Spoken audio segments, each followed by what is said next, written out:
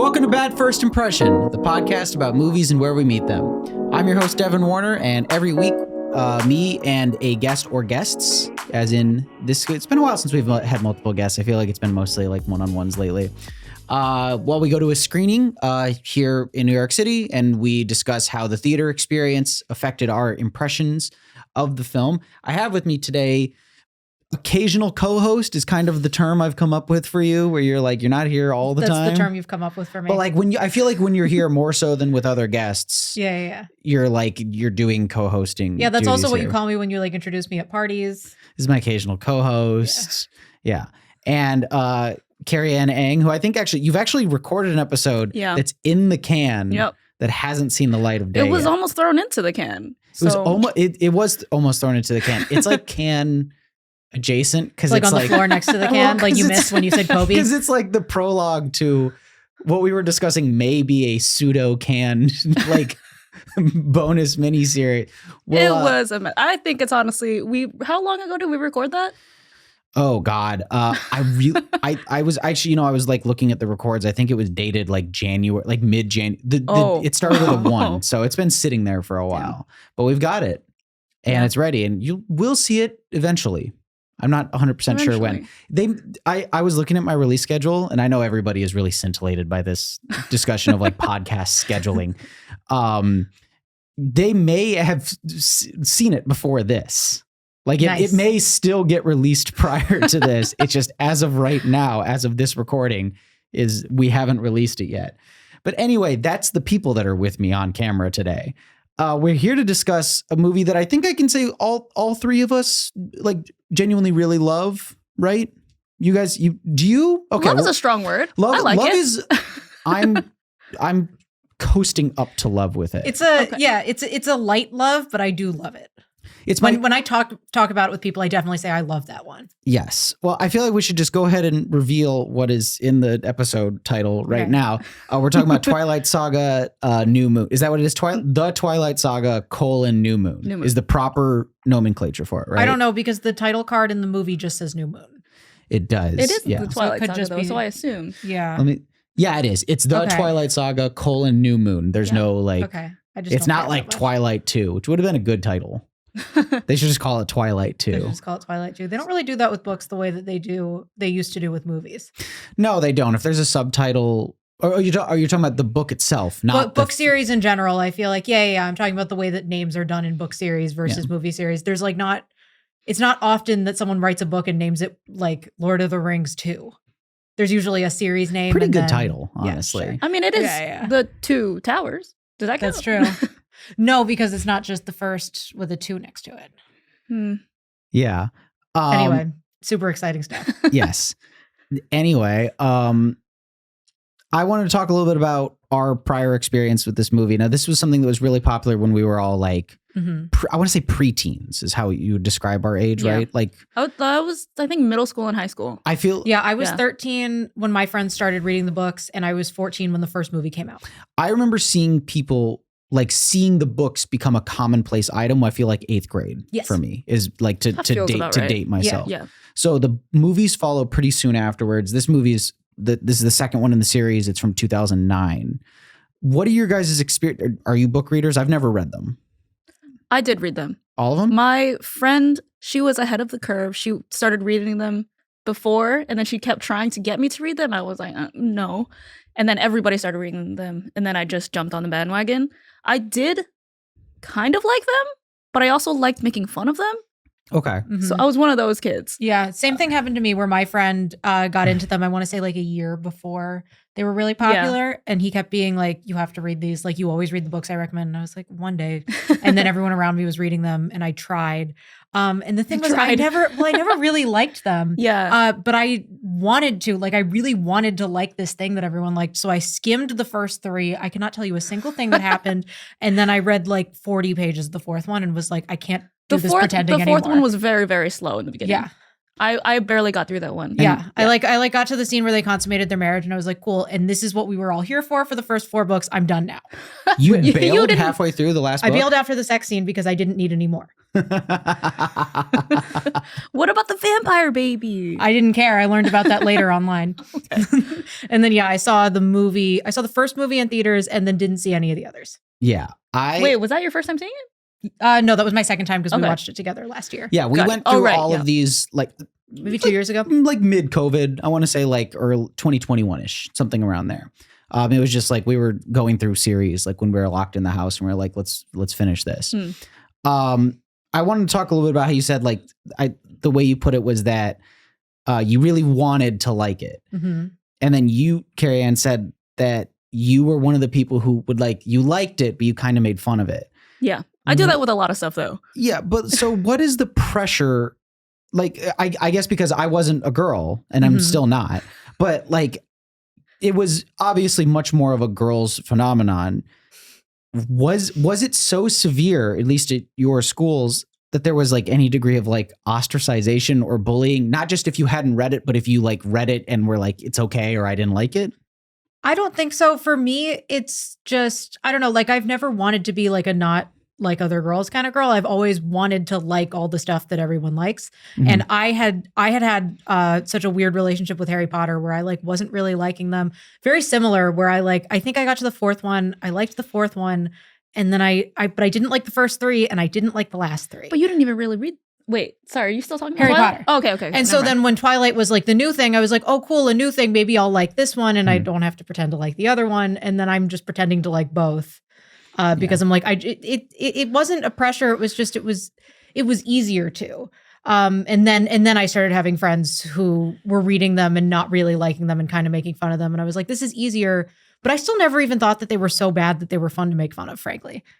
They're not great, but No, but I liked them enough that I read all 4 of them. Sure. And I don't know if it makes too much of a difference, but I started reading them when New Moon was out, but Eclipse wasn't out yet. I had the first not one everything in was out yet. paperback The and movies last 3 weren't in out yet. hardcover. Yeah, me too. Okay. Yeah. I think I had read the first 2 by the time I saw the first movie. Okay. Yeah. That makes sense. There wasn't really pressure to like it. There was just a lot of people who did, but there was also still a lot of people who made fun of it. It was it was just one of those things that's a girls versus guys thing. And it's a very much a girls book. Yeah. In general, it's easier to have some kind of opinion on it. Yeah. And I feel what I'm getting at is I didn't really need to have an opinion on it.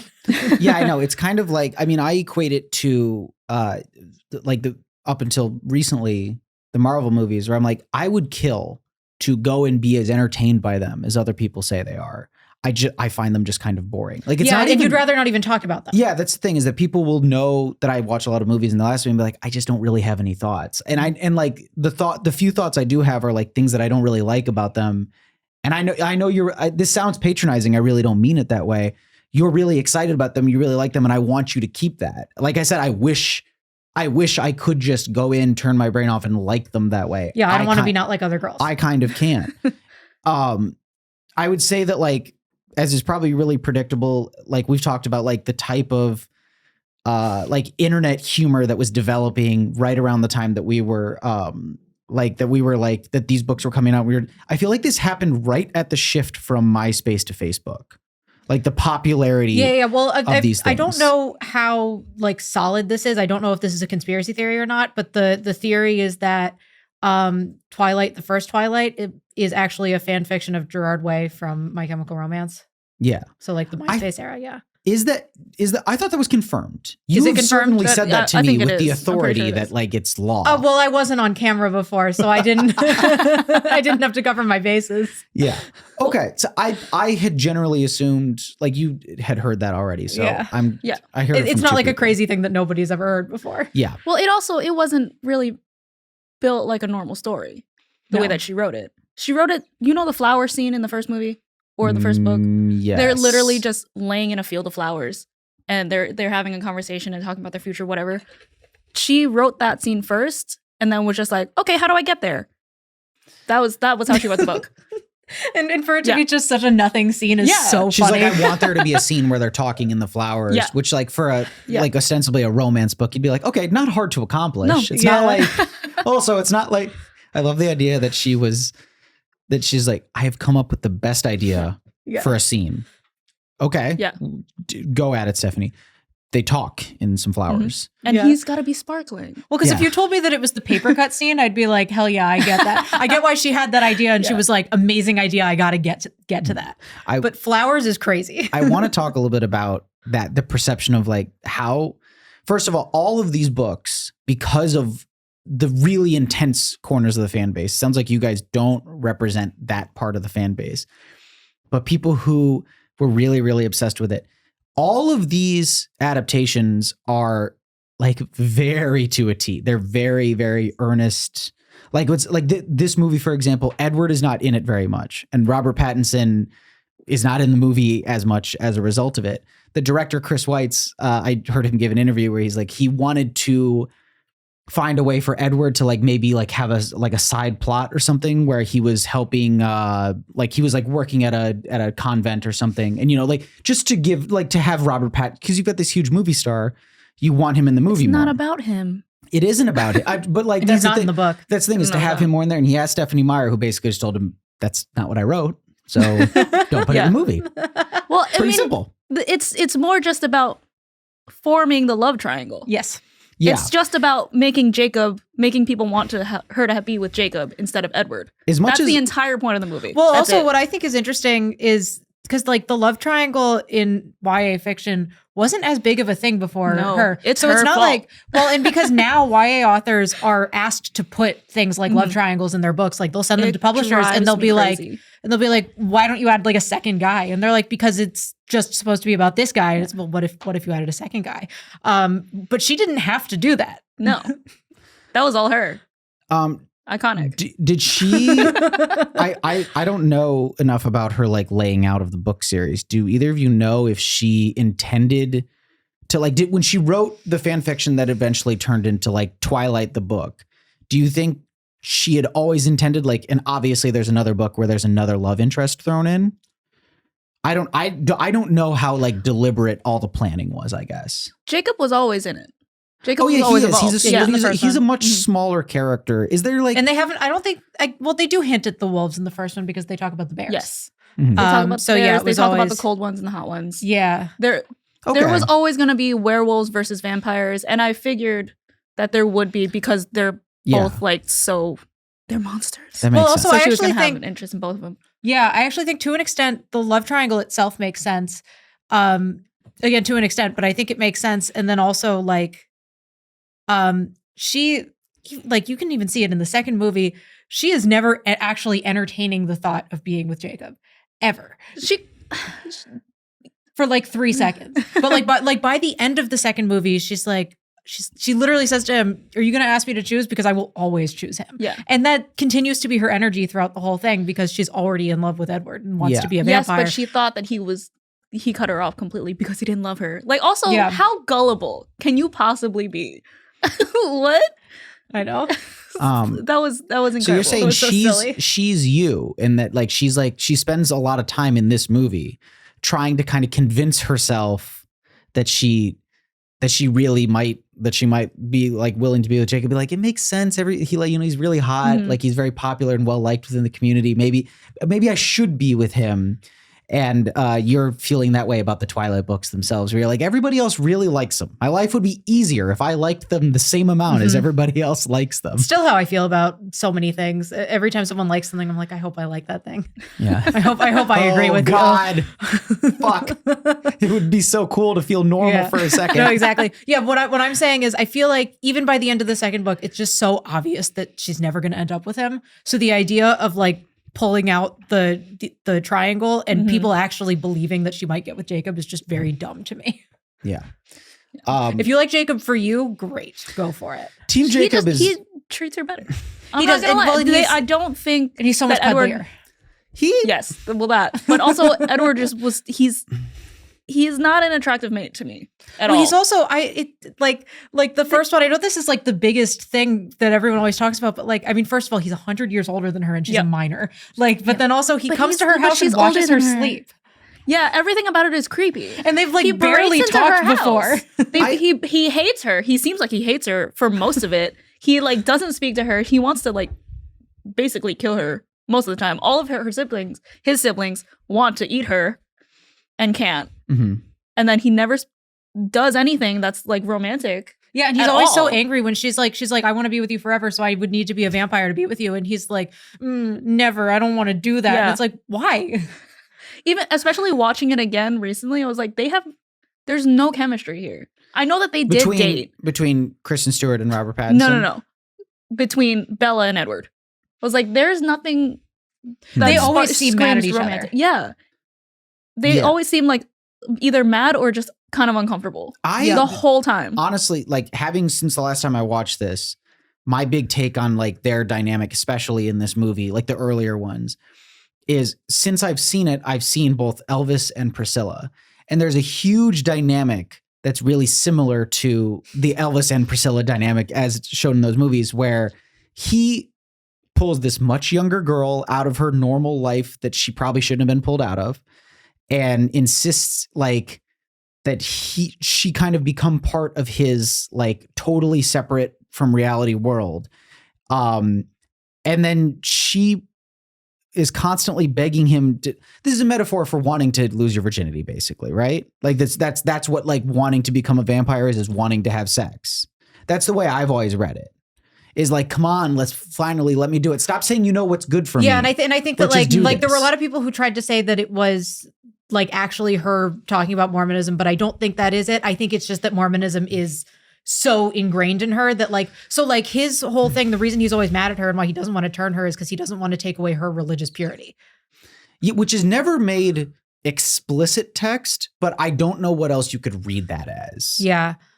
I don't know. What do you are giving me like crazy eyes. What I read it as a child and I did not think about any of that. So I was thinking about that. I want to say by the time I was like 15 and someone told me that she was a Mormon, I was like, I didn't even know that until way later. Propaganda because their whole thing is eternal life and the vampire's whole thing is eternal life.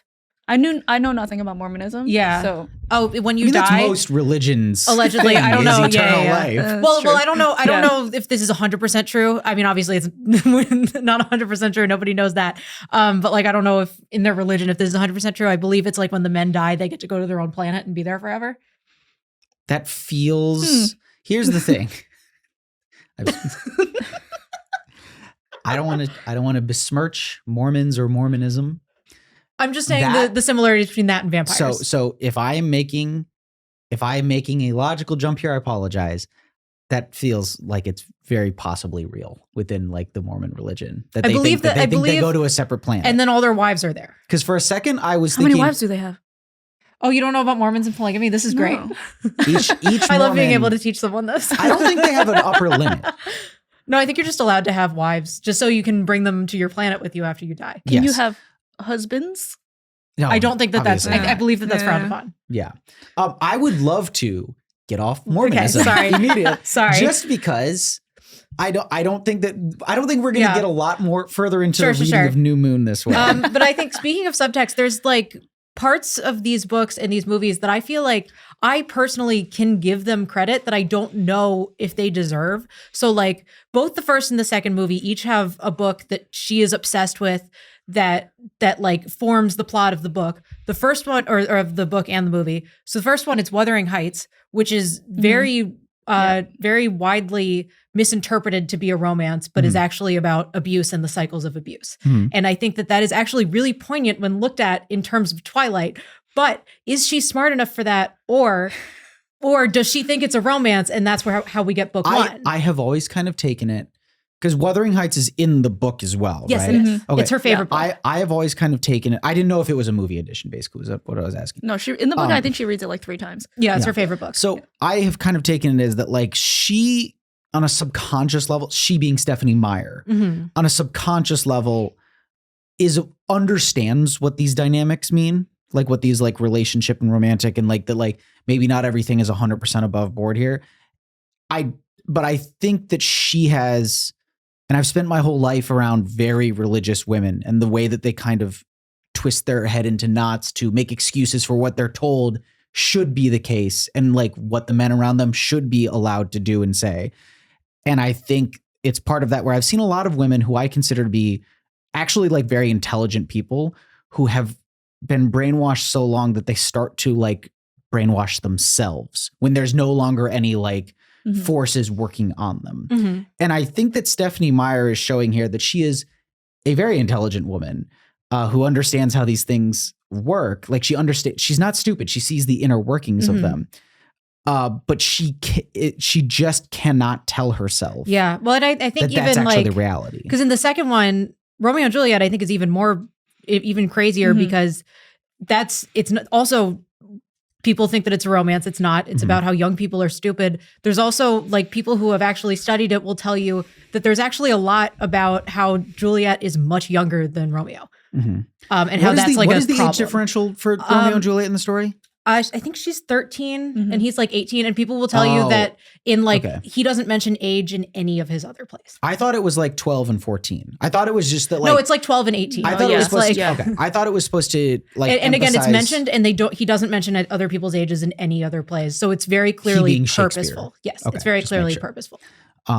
Yeah. But yeah, so it's so crazy to me how like immediately obvious that is to people who know that subtext, but like 14-year-olds aren't going to know that. That's not how we learned Romeo and Juliet in school. No. And its inclusion in this movie, it's funny to hear that like it's in the book itself, because I see Romeo and Juliet in a romance movie, and obviously it's a trope to the point where it's almost like hacky. I believe it's in the book.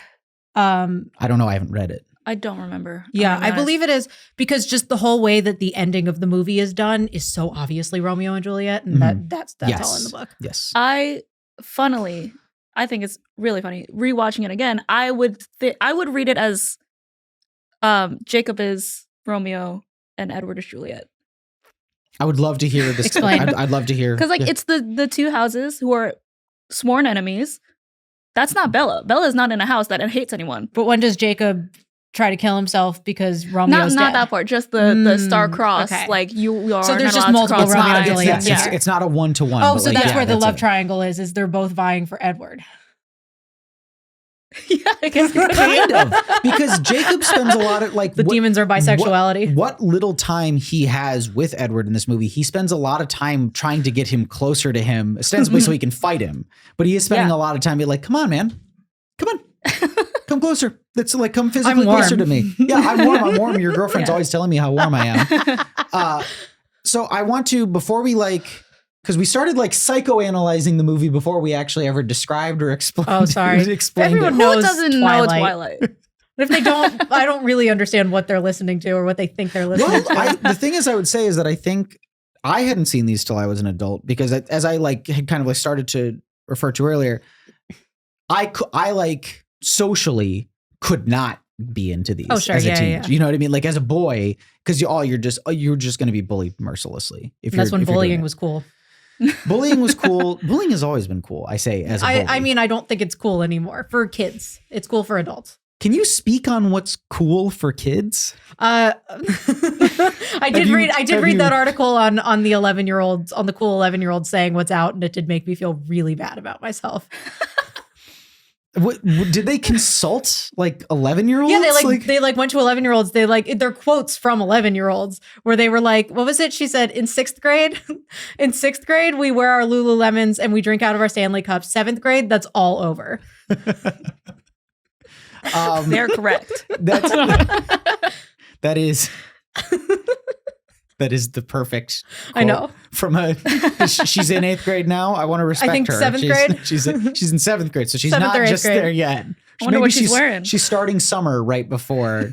Probably, I don't know. What's a step up? Alo? Is that the next thing? No, my favorite thing is what they said that they wear is either Aerie or Athleta, which is really funny to me because Athleta is about the same like amount. It's just a different logo. It's basically the same thing as Lululemon. Aerie is much cheaper. Much cheaper. Yeah. It's much cheaper quality. It's much cheaper. Aerie is American I genuinely thought Aerie was just underwear. It's underwear and athletic wear. Okay. And swimsuits. So It's their Lululemon ripoffs. different types of underwear, basically. Yeah. Yeah. Intimates, if you will. I want to talk about like the whole series as a whole. Yeah.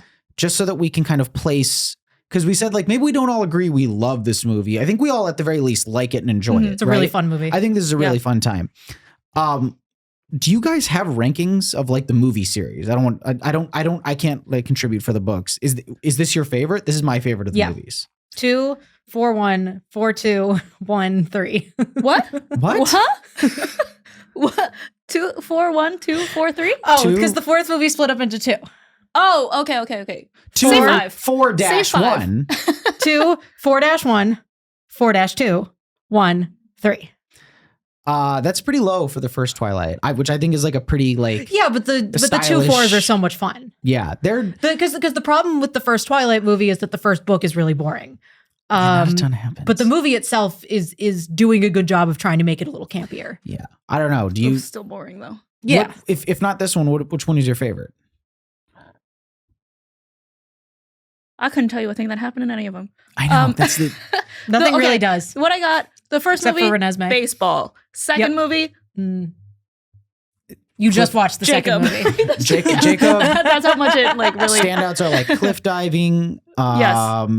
I walked in the gay theater allegory scene. and then I went to Lily and I was like, this is the one where she jumps off a cliff, right? And that was all I had. Yeah. And I said, I think so. The third movie, I dare you to Tent tell me scene. what happens in The it. cuddle scene. The cuddle, scene. that's it. That's all I got though. But I dare. Why are they on the mountain?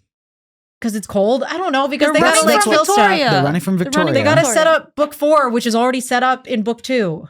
Yeah, I know. 3 is like very. It's so useless. It's very boring. It's about the book 1 and 1 is about Edward. Book 2 is about Jacob. Book 3 is about the love triangle and making it more. Book and then 3 book is about 4 pedophilia. Book 4. It's about Jacob falling in love with a baby.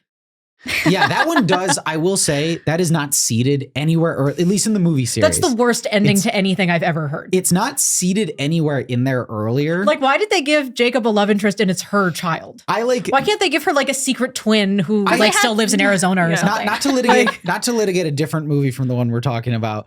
But I will say, I think that's done so that Jacob isn't like, in theory, why does Stephanie Meyer make that decision? So that he has a love interest. So that he has a love interest, so he's not alone. But why does it have to be her? That makes me so much more sad. Because he was attracted to her because of something inside of them. It was a what is that word? But it's a Grooming. baby. No, it's not about her age. I guess it was supposed to be like it's such a not Genetics feral or whatever. Not feral. It's something that's so Imprinting? ingrained. That's what he does. That's what they call it. Yeah, which is grooming. Essentially. I don't know what else to like call it. He's like, I mean, that is basically a metaphor for grooming. Well, no, I imprint on her when she's a baby, and then when she's an adult, I marry her. It's a guy who definitely just groomed someone trying to come up with any other term for it. It's called imprinting. It's a wolf thing. It's a wolf thing. Because you guys will back me up, right? Oh God. Is his like wolf pussy posse like all backing up his like problematic behavior?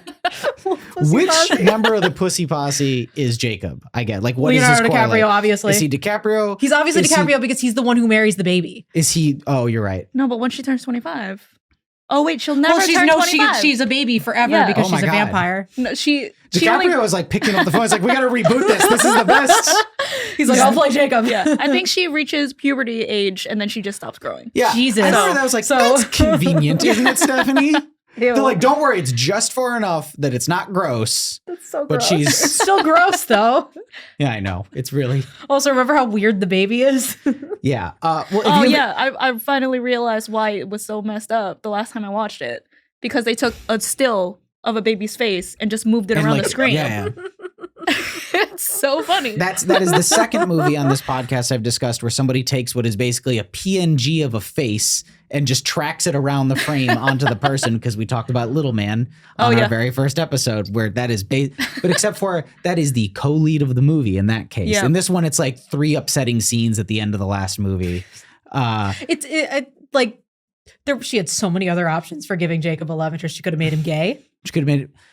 I mean, she wasn't. And just pull the metaphor full circle. She wasn't going to do that, but like, I guess she is Mormon. Like, I would be fine with her just being like, he's with, I don't know. There's a new wolf lady. We forgot about her. I don't know. Or one of the bad vampires turns out to be a good vampire, and he's with Dakota Fanning now or something. Perfect. Yeah. It's like what you just came up with is like That's usually how these things end. what you came up with is like the worst thing narratively ever, and it's still 10 times better than I'm gonna just go ahead and say it. Still a better love story than Twilight.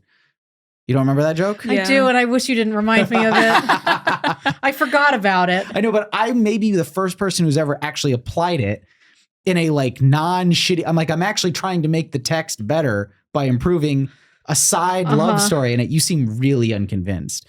So I want to talk about the theater experience here a little bit. We saw this at the Alamo Lower Manhattan, my preferred Alamo here in the city, even though it is in... It is Pee-wee's Bike. Yes, it is Pee-wee's Bike. And the Marshmallow Man. And the Stay Puft Marshmallow Man and Kim's video. It's like a fun place to show up to 20 minutes early. But we saw this at a type of screening they call a movie party, which I hadn't been to prior before. And like they have like their pre-show, it's like, this theater is now a quiet zone, and then it draws a slash through quiet and changes it to party. And basically, which is like the perfect, so silly. Which is the perfect energy for like a screening of a Twilight movie, I think. Like we entered this in the ideal headspace. So that comes up, and basically there's a screening where they say, if you want to whisper something funny to your friend, you can. If you want to sing along to any songs that come up, you can.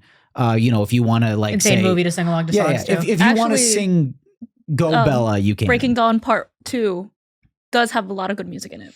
So I could do that as a Which one is Decode from? Is that the first movie? Is that the Paramore song? Okay, that's the Paramore song. It's a really good song. I love that song. I did watch the Breaking Dawn Part 2 credits on YouTube earlier, just because they're like the best thing in the world to watch. Yeah. They are like, they're really good. They're really fun. You'll watch them and you're just like, well, you're seeing like, because it starts from least important and works its way up to most important. For the first half of the video, I don't remember these characters. Like all the werewolves look like dudes in jorts, and all the vampires look like pale faced. Like you can't tell them apart visually, and I don't know these characters very well. It looks like a J14 from the time. So you're like, so you'll just like see someone show up, and you'll be like, yeah, Jason. But like, I don't That's know gonna who be fun any of in a them movie are. party. Yeah, I would actually love to see the credits at a movie party. That'd be fun. I feel like it's buying tickets and just going to the end. I think there would be a lot of screaming and a lot of booing. People don't like that one? No, just booing towards for the characters. Oh. Yeah. Which characters would they boo for? Like the bad guys. I just feel like they would probably. Like Michael Sheen comes up and they're like, boo. I think of Twilight movie fans as just completely irony pilled. Extrapolate, please. You've seen the movies, they're insane. They're so crazy, and they're pretty self-aware, and I feel like the people who really like those movies are like, they're awful, I love them, you have to watch them. Yeah, and so I feel like my move. The people who have been with them for like since the beginning and have had an ongoing relationship with them for 10, 15 years at this point, I feel like, yes, they're like, I've loved that movie since I was a kid. Obviously, but so what I mean is that when they're watching the credits, they're probably like, hell yeah, the bad guy, I love him, he's so much fun to watch. Yeah. But they weren't. The bad guys in these movies are not fun. Michael Sheen is pretty fun. I love Michael Sheen. As Aro, he's like That's Michael Sheen? Yeah, it's Michael Sheen. The guy who's amazing actor. Yeah. Deserve a supporting nom for that. He disappears him. into the role. He really does. You can tell from the white cake Volturi. they've covered him in. I think it was that. What is the name of the character that I don't know their names. Dakota Fanning is. I think it's Jane because she causes pain by saying the word pain. I did. She was doesn't a little have to like, say the word pain. She does not. I was a she little does like it the first time, and I like that. I was a little insulted. I'm like, I can tell what's happening. No, exactly. You can just look at him and I can figure it out. You already said powers. I got it. Yeah. I think Taylor Swift really wanted to play that role, and the director of this movie was like, I cannot deal with a set swamped by twihards and Swifties at this. Like, there weren't as many, like Swifties weren't that big at that. It wasn't as much of a thing. And also, what's crazy hearing that to me is, weren't her and Taylor Lautner already broken up at that point, or was that her ploy to get him back? Wasn't that after? Didn't they date after Twilight? Was it after Twilight? I don't know when the movie Valentine's Day came out. I'm pretty sure it was after 2014. Yeah. Okay, so that was after. Okay, so maybe that has nothing to do with it. I was like, why would she want to be on set with her ex? I doubt. I don't think they were exes yet. Maybe she thought he was cute, and this was the. He's only ever publicly dated women named Taylor. Yeah, that is so funny. Isn't that hilarious? I would love to do that. That's some king shit. Love yourself. I don't know what else to tell you. He Love yourself. like he seems to just like hang love out him. in a house that he bought for him and his whole family. Once a year, he shows up in the worst movie ever made. Swifties love him. And then he just hangs Which out not the rest every of the Taylor year. Swift ex can say. Most of them can. What was the reason for their breakup? Her being mean to him as far as we can tell from the song, which is why everyone likes him, because they're like, you're the only one that she's like, why was I so mean Which to song you? is about him? Back to December. I love that song. He was Yeah, too pure for Taylor Swift, even by the standards of Swifties. Good for him, man. Yeah. I don't know. Every time I see anything going on with that guy, I'm like, honestly, you've figured it out. He like got to retire at like 23. Yeah, last time I saw him, he was doing backflips at the Eras tour. Yeah, and it's not like he like looks like shit now. He still looks amazing. Not in the movie. He like went to the movie theater and took TikToks of himself doing backflips at the theater. Like, That is amazing. I love. Do you remember that video of just him catching stuff in his mouth? Yes. I love He's that video. amazing. I've watched that video so many times. I don't know why. I think it's also the shorts that he was wearing were really not well fitting. Yeah. So I thought it was hilarious. When I was in high school and like sort of pretending to be into the stuff, I was Team Jacob specifically because I thought Taylor Lautner was hotter. I just thought he was so cute. He was in all those movies before. I was like, obviously I like Shark Boy. Like, obviously. He was in Cheaper by the Dozen too. Like, obviously I like him. Devin's favorite movie. It's Cheaper by the Dozen 1, I think is your favorite. Never mind. I've seen both way too many times. Like I've like I don't know. I've never seen like Clute, but I've seen both Cheaper by the Dozen movies like 10,000 times each. Because they were, as I bring up almost every episode on this, they were something I owned on DVD and my younger siblings had a fixation with. So I would be home with them on a weekend day, and that movie would like Cheaper by the Dozen 2 would finish and they'd be like, let's play it again. And they would just and we would just do another double feature of Cheaper by the Dozen 1 and 2. And the thing I most remember about Cheaper by the Dozen 2 specifically is that there is an extended sequence where there's footage of the movie Ice Age when they go to a movie within the movie. It's Allison Stoner is Steve Martin's daughter, and Taylor Lautner is like the boy who has a crush on her. And they go on a movie date. Yeah, I remember that. To go see Ice Age. There's a lot of footage of the then upcoming Ice Age in that movie. Oh, it wasn't out yet? Yeah, I think that was like Fox trying to like cross promote it. Interesting. That's so funny. That's the thing that most sticks out to me That's so funny. about Cheaper by the Dozen 2. And otherwise, like that was like Steve Martin doing his best to be like, how forgettable can I make a studio comedy? How do I not do another one of these? Yeah. Damn, they should have done that in New Moon. Played the third movie? They should have. Oh, you Instead they said went just played face punch. Just played some of Ice Age. Just show a picture of Renesmee. Here's what you have to look forward to. Nobody would have known. It's 2 movies away. Exactly. They would have been like, oh my God, they Easter egged it. And it's just her face on the screen and not moving, just staring. I want to bring up a fun thing the screening did is they gave props. Now, when I like bought the tickets online and it said we give you props for these, I assumed what it was going to be was like a little cone hat that had the Alamo logo on it. You know what I mean? Like a birthday party, hat, yeah. like a shitty little like, look, take it and you should be happy with it. And one of those stupid little posters that says like, I watched Twilight at the Alamo. A thing that you would be embarrassed to show most people. Like, can you imagine the guy who hangs the I watched Twilight New Moon at the Alamo poster and he's like, that's just in his living room? Guy listening to this podcast crying, taking down his poster. It's dumb anyway. I hate it. It's stupid. I want to show, I brought them with because they're like really funny. There is a bumper sticker that says Bella. What is it? It's Bella. Where the hell have you been, Loca? And they very, very much wanted us to say that out loud multiple times. Yes. Oh, multiple times. And also, I really liked that at the beginning of the movie, she was like, if there are any lines you want to say it with the movie. Obviously, that was the one that everyone wanted to say. That was the only one that anyone did anything with. Yeah. And he had to start doing it. And that's when everyone was like, oh yeah, that's the line. There's no other lines, really. There's nothing else besides the other ones. Yeah, there's that. There's a paper cut, which is with little band-aids in it that are impossible to get out. The paper cut scene is like one of my favorite scenes in cinema. Really? I'm being serious. I think that scene is amazing. I think it's really, there's a lot, by the way, because that scene includes an element of it.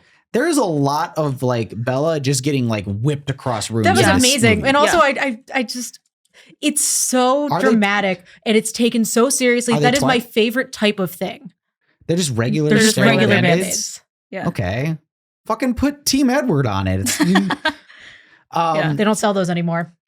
You'd have to get them off of eBay for $200. Do you want to see how much a Team Edward Band-Aid is off of eBay? I'll look that up next time I've got some downtime here. What do you consider downtime? I don't know. When you guys are talking about things that I just can't contribute to, I actually am like really glad to have two women on this episode, because this would be like, what if I just like had Campo on this episode and the two of us just like love it. Yes, I would actually love to hear him talking about this movie. But the Call thing him is, up right now. Tell him to come over here. I'm not going to call him up right now. He's probably we got a fourth mic. Put him on. It's past his bedtime. He's asleep by now. He can't. Yeah. No, I mean, like, because you guys were actually like into it and like in a space where you had to like even pretend to be into it when it was at its peak.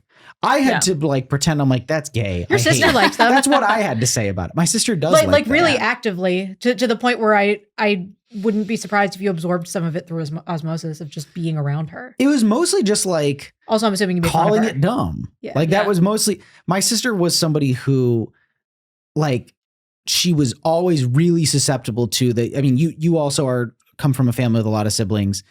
I thought you were going to say you're also very susceptible to this. That's so too.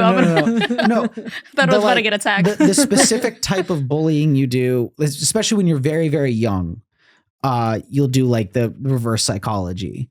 You know what I mean? Like my sister, she like didn't like me a lot as a kid. I wonder why. But like she was somebody who I would say to her, I'd be like, hey, anybody who likes me can stay in the room. If you hate me, you leave the room. And she'd be like, well, I'm getting out of the room right now. I'm going to really show this guy. And so you would say things like that and she would buy into them really like intensely. And so most of the time, like I said, so much of this is kind of the era of like internet humor where like we're kind of figuring like memes are kind of being invented in a mainstream way at this time. And what most of them boil down to is like a picture of Bad Luck Brian that says like, psych, you're gay. Like that's like how most of the jokes were. It's either that or I feel like Justin Bieber was the other one. Mm-hmm. And that was the way a lot of internet humor at the time worked, is the punchline was you took a guy that girls thought was cute and you called them gay. And that's like most of what humor was as a preteen boy at this time. Yeah. And that was mostly my relationship to these movies, is being like, looks dumb. Don't want anything to do with it. I have a great deal of fun with them now. Obviously, there was too much baggage for me to even watch them after the first one.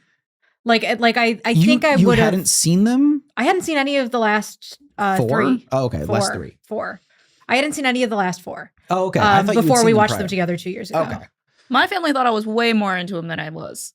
Yeah. Because I remember buy you merch for it and stuff. Yeah, there was one Christmas my cousin got me. There were, for some reason, just stationery that had Edward's face on it. I got like a crest of the family. I didn't even know the Cullen family had a crest, but I got a pin for it. And I think I also got a lanyard with a bunch of pins that had. When your family finds out that Hot Topic exists. Yeah, pretty much. It looked like everything was from Hot Topic. But I got all that and I was like, I don't want this. I don't fuck with them like this. Thank you. Like I did read all the books, but so did my mom. Yeah. Like she finished the 4th book before I did. There's a that reminds me, there's a really old tweet or something that goes along the lines of like, don't ever let your family know that you're into something. I, as a 4-year-old, told my aunt that I like owls, and it's been fucking Owl City ever since then. I didn't mean to say Start Owl singing City. Fireflies. Yep, I was trying to preempt it, and you beat me to. You emptied it. We're gonna get DMCA'd if you keep doing that. There was no way that was coherent enough for anyone to sue me. What the fuck was that? All this to say, rather circuitously, I did not absorb a lot of this through osmosis, frankly. Yeah. I like, by the time we got around to watching them, except for the really wild shit that happens in the last movie, I knew stunningly little about any of the movies in this series. You knew Renesmee and that was it. I knew basically Renesmee. I actually didn't know the Jacob thing. Oh, you just knew the baby because the baby was so weird. I knew like the image of the baby, that it was upsetting. Well, yeah, because people use it as a meme reaction. Yeah. Yeah. I feel like I sound so old saying stuff like that. There weren't that many memes in these movies, I don't think. Not till recently. Things that got turned into me. Yeah. Well, they actually played it as part of the pre-show. This is Jasper. This is around the time that I think of as like the beginning of, what is it, the bad lip syncs. Yeah. The bad lip reading. Bad lip reading, Yeah. which is a YouTube channel, so it's not exactly like what a meme was at the time. But memes came out of those. Yeah, memes came out of YouTube videos. No, Yes. memes came out of the bad lip reading, reading. but that not too. the Yes. movie. Yeah. But I feel like that is like squarely in the exact type of humor I'm talking about, just not as homophobic, frankly. Those are like weirdly kind of wholesome in the type of humor that they have. They're wholesome in that they're like I just farted. They're literally like the LOL so random. It's just the sense not wholesome. Yes, Immature. Immature in that like but not offensive.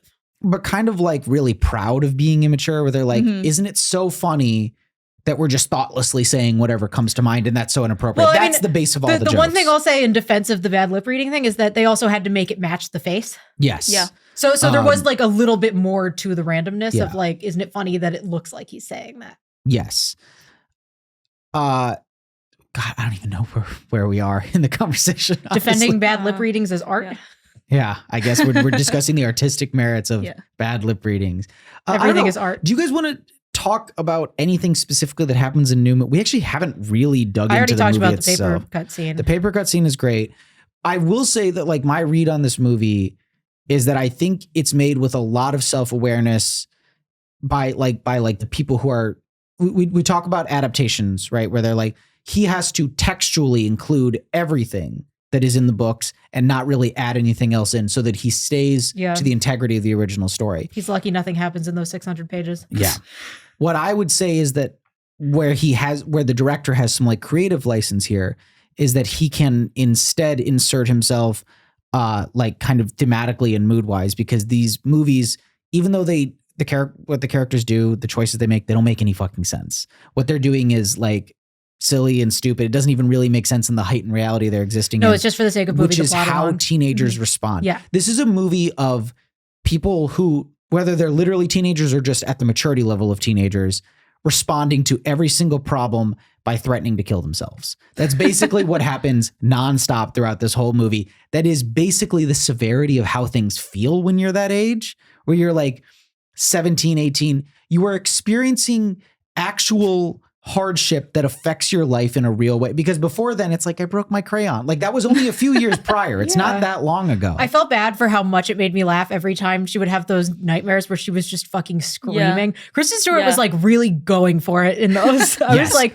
wow, that is nuts. She is in a way that like I watched it and I cringed at the screen. It's like, and because you can actually, it cuts to Billy Burke, who plays her dad. I love him so much. He is so amazing and he's very cute.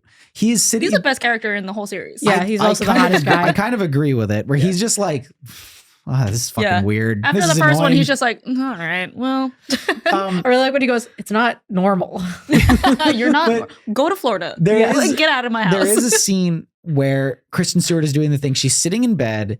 She's like scream crying into her pillow, and it cuts to Charlie like sitting downstairs on the couch, like trying to read or something. And he's like, oh God, will you, I'm not saying you can't be sad, but can you do it in a more normal way? Can you not scream like this every single night? Yeah. Your boyfriend left. You've known him for 4 months. Yeah. But that's what I like so much about this movie is that it is the heightened reality of you are at the age where for the first, obviously not a ton really matters when you're 17. You're not dealing with like lifelong consequences, but you're dealing with like real consequences for the first time in your life, for most people anyway. And you respond to that by being like, well, it's over. I'll just kill myself. I don't know what else to tell you. Sorry, I'm done. Bye. Yeah. Second most it gets reaction. harder from here? Sorry. Second most reaction, which I was like, I watched it and was like, oh, that's kind of spot on, was in the movie theater with Mike and Jacob. And he's just like, what's your problem, dude? When he comes back out and ruins the moment. And he's just like, right now, my problem is you. And then he got like so mad. And I was like, oh my God, dude. Fight. There was no reason for him to be acting like that. It was because he was turning into a werewolf. Yeah. But it's he was PMSing. No, literally, yeah. It's just completely out of nowhere. I will say, I want to bring up that moment there in the movie theater. When we sat in there, it was Lily was in between the three of three of us. And in the movie theater, Bella is sitting in between the two boys, Jacob, and I forget who's the other, like the cuck guy. Mike is his name? I think. The blonde. What's funny is she just said it, and I also forgot. The blonde guy who's not going to ever date anybody. But she's sitting in the middle, and both of the boys put their hands on the armrest in between them, just like this. And basically at the exact same time, me and KeriAnn both did the same thing to Lily, right directly in between the two of us, where we were just like holding up our hands. I turned over, noticed we were both doing it. It was the funniest fucking moment of the whole movie. I'm so popular. Yes, it's Yeah. it's like a really kind of hyper dramatic movie that involves a lot of like anxious, bad decision making, because it ends on them being like, I guess we'll just get married, right? Even though the movie that has not been a thing that's been brought up in the movie at all prior. No, but that's also the religious subtext that I see, where she's like, you'll turn me, but not until after we're married. Yeah. And he's always so broken up inside about taking her soul. Yeah. But no, that's the thing, is that the whole wanting to die thing, the opening scene of it is her seeing herself, mistaking her future self for her grandmother, because she assumes, how could I ever look so old? It's the horror of like, oh God, if I'm going to have to be around, I just want to die now. And having that dream on her 18th birthday, so wonderful. It's such great storytelling. Yeah. I'm being serious. I'm not being sarcastic. No, I agree with you, because it's like, that is the heightened reality. It's wonderful. That everything feels like at that age. But also, because what I think is so great about that movie specifically, and the movies in general, is I think that the way that it's done in the book is so boring. And the movies are able to highlight the silliness of it in a way that makes it really entertaining and fun. Well, and like shows how good the storytelling actually can be. It makes it more relatable, because when I'm watching that opening scene, that's her seeing her like elderly self next to the same age Edward. Yeah, you when you turned 30 last year. Do you do that to me every episode you're on, or just like 75% of them? I feel like you do it all just the time. Some of them. I see that, and I do legit like, shit. I'm starting to get creaky, you know. Like I've noticed that, like when you're at this age that I'm at now, I am 30. I'm exactly 30 now. You start like kind of getting introduced to the issues that are going to plague you for the rest of your life. Like you'll find like, oh, okay, so that's just a medical thing that I have forever now, right? Like I'm not saying you can't mitigate or do anything about it, but you are like being introduced at these very like easier to deal with stages, the thing that is probably going to eventually kill you. And I see that scene and I'm like, the heightenedness of it, the fact that it's being a little removed from it by making it so ridiculous actually made it more relatable for me. I don't know if did you guys relate to this movie at any point? We're talking about the way that like it recreates the way teenagers respond to things. So maybe you're just more mature than me. I don't know, buttface. What do you think? All right. Anyway, so what I wanted to say to build on that is also what adds to it is how much older Edward is, because she's like watching him not age and she's aging. But also I really love this one part where I think he says he's 109. And at one point in the movie, when he thinks that she's dead, he specifically says to her, "This is the worst thing that's happened to me in the last 101 years," implying that something really bad happened to him when he was 8 years old, and nothing bad has happened to him since. It was the Spanish flu. Oh God, was it Spanish flu? When he was 8 years old?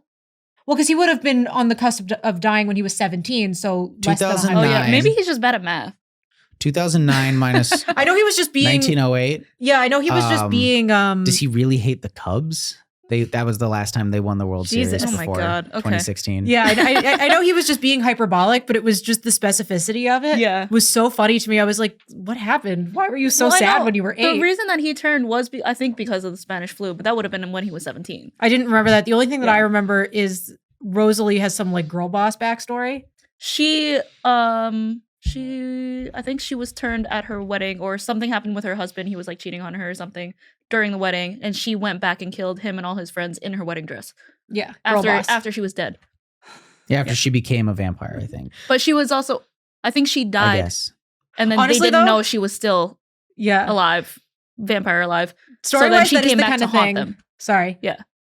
Story-wise, that is the kind of thing where if she like wrote that as like a separate little like side novella, I'd read that. Every single other character in this book has such an interesting backstory. Like Jasper's backstory is incredible. I would love to read that.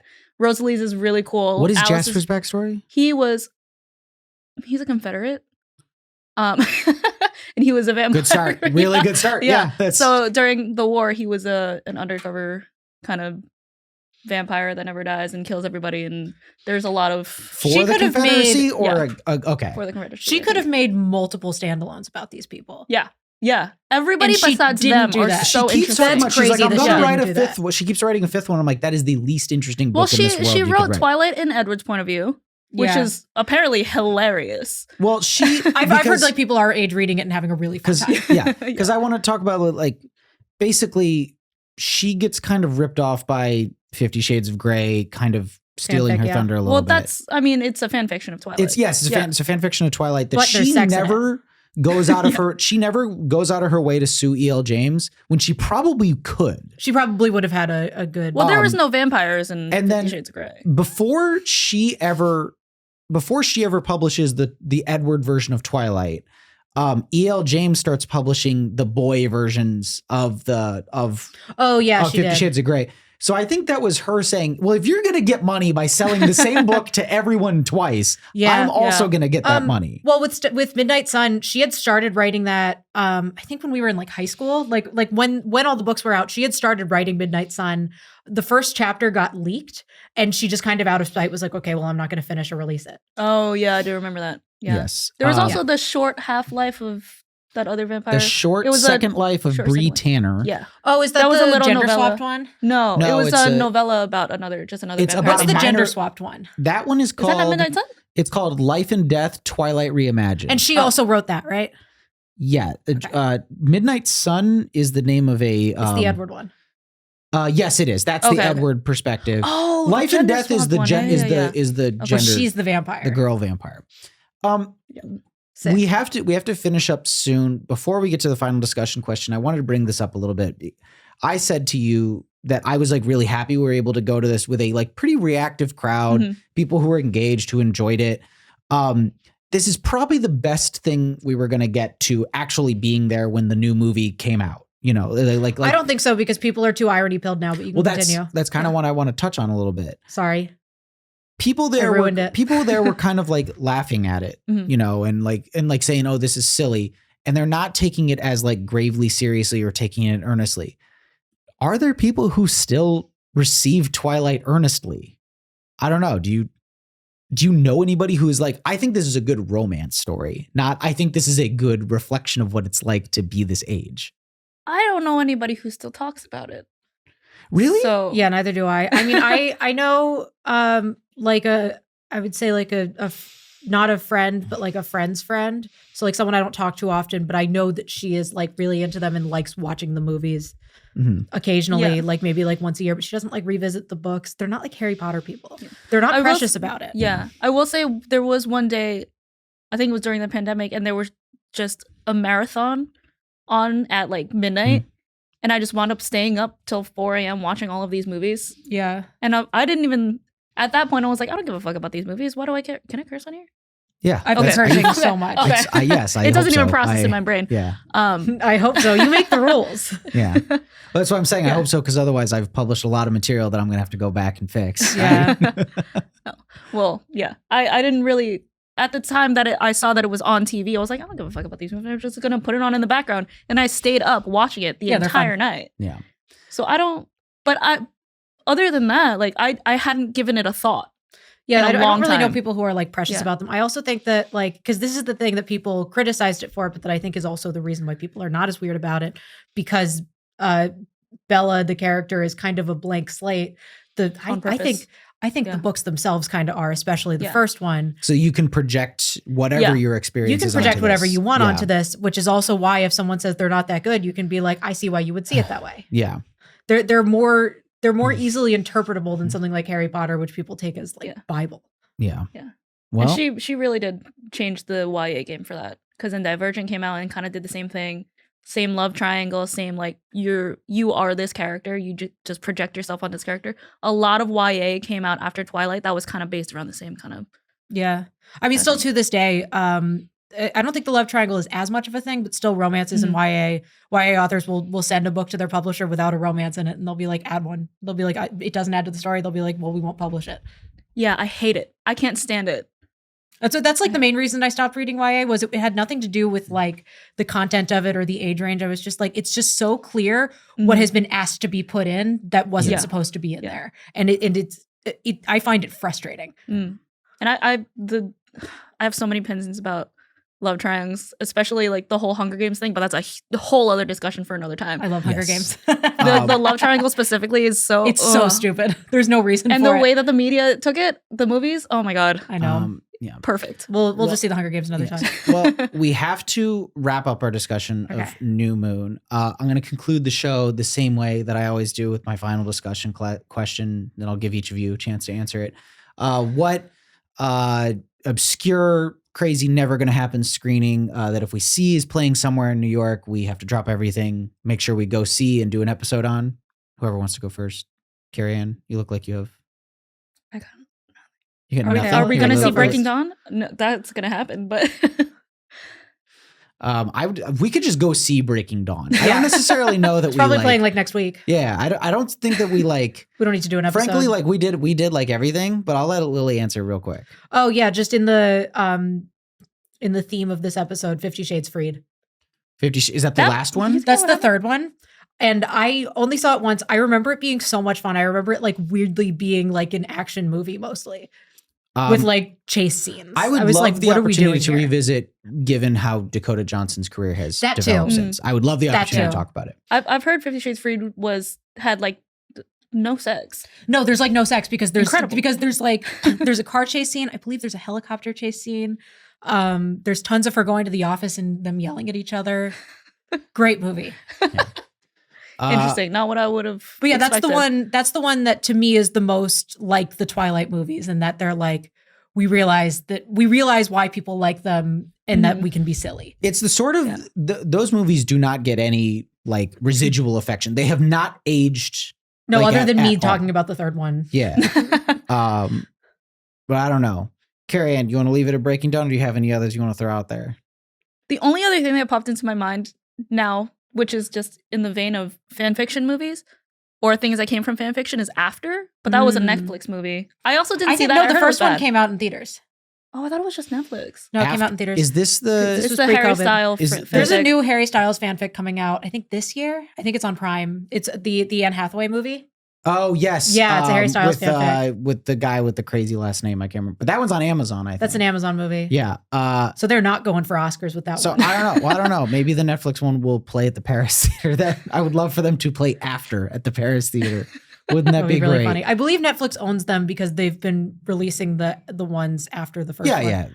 But the first one was definitely in theaters. Else. I remember specifically because I didn't see it. I know that sounds really silly, but I remember like seeing it on Movie Pass and being like, should I go see it because it's free, and ultimately deciding not to. That's fair. Yeah, it didn't look great. Well, with that being said, yes, this has been Bad First Impression. You can find us on all socials at BFI Pod. Please help the show by rating, reviewing, and following us on Apple Podcasts, Spotify, wherever else you get your podcasts. And if you are watching us on YouTube, you're probably watching this early, hopefully. So make sure to like, comment, subscribe, hit the little bell so you get notifications whenever we have new posts, new videos coming out. If you have any questions, suggestions, or thoughts, please reach out to us just via DM on social media, or you can email us at mailbag@bfipod.com. You can find me at What If Devin on all socials. And I want to thank Lily Steinberg for her social media management and promotional images she does for the show. I want to thank Kristen Eng for our logo artwork. And until next time, you don't want to thank me? You didn't do the logo artwork. Your sister did. Yeah, I'm here. Thank you for giving me your sister's number, I guess. Okay, never mind.